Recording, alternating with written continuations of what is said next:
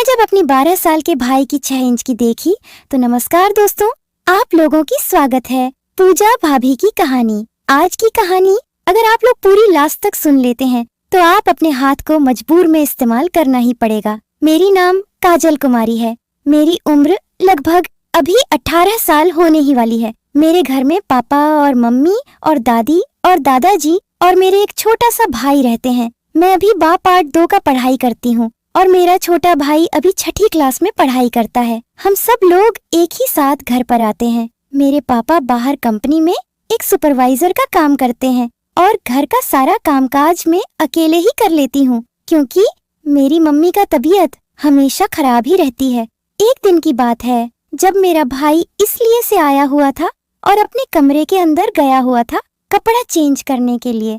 तभी मैं उसे बोलता हूँ कि अरे भाई इधर आना, थोड़ा सा तुझे काम है। मेरे भाई मेरे पास आता है और बोलता है कि क्या दीदी कोई काम है क्या।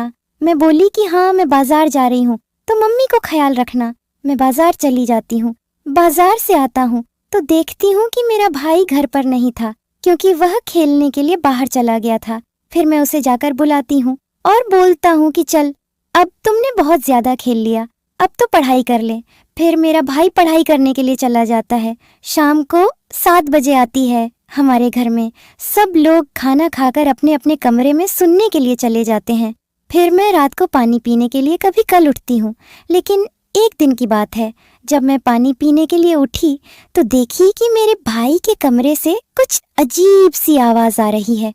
फिर मैं उसके दरवाजे के पास गई और चोरी छपी उसके कमरे में दिखने लग गई कि मेरा भाई क्या कर रहा है। फिर मैं कभी नहीं सोची थी कि मेरा भाई का भी इतना बड़ा होगा। फिर मैं उसका देखकर अपने कमरे के अंदर आ जाती है और सोने की कोशिश करने लग जाती हूँ। लेकिन मुझे नींद कहाँ आ रही थी। जब से मैंने उसका देखी थी तब से मेरे मन में एकदम से बेचैनी सी हो गई थी क्योंकि मेरे भाई का उम्र अभी बहुत ज्यादा काम है और उसका काम से काम तो 6 इंच से भी बसी होगा।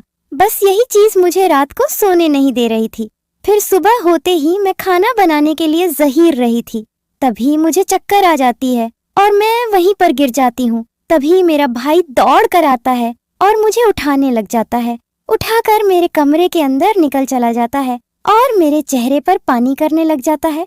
फिर मेरी होश आता है तो मैं दिखती हूँ कि मैं तो हॉस्पिटल में आ गई हूँ।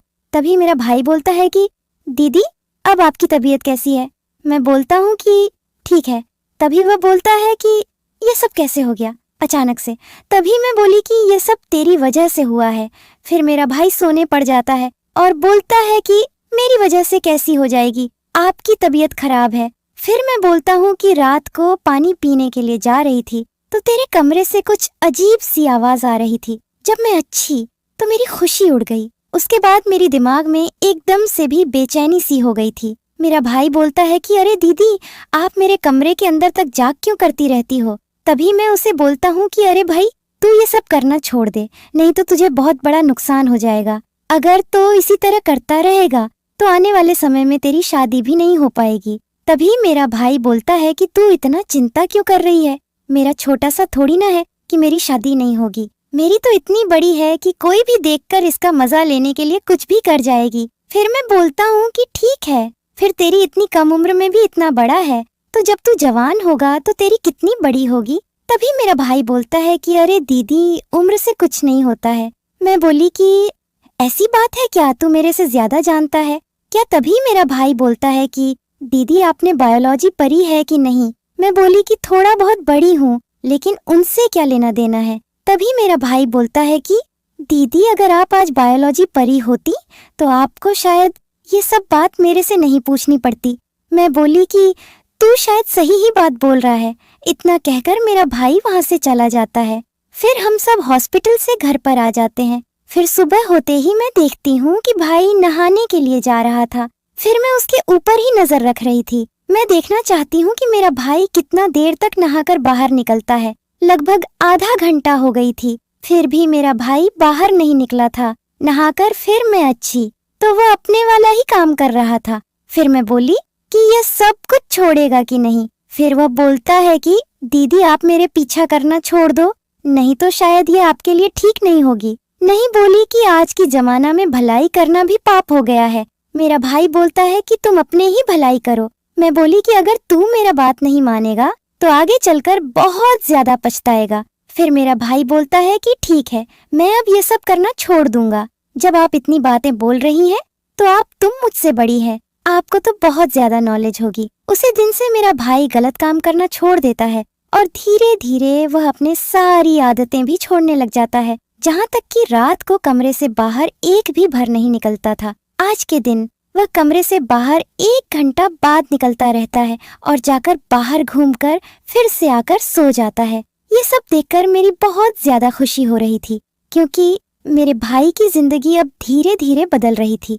आज की कहानी आप लोगों की कैसी लगी मुझे कमेंट करके बताइएगा, और आपको किस टॉपिक पर कहानी चाहिए ये भी मुझे कमेंट करके बता सकते हैं, ताकि मैं आपके लिए कहानी ऐसे ही बनती रहूं। और अच्छी लगे तो चैनल को सब्सक्राइब कर दीजिएगा, क्योंकि आप लोगों को पूरी वीडियो देखते हैं लेकिन चैनल को सब्सक्राइब नहीं करते हैं, इसलिए मुझे आज बोल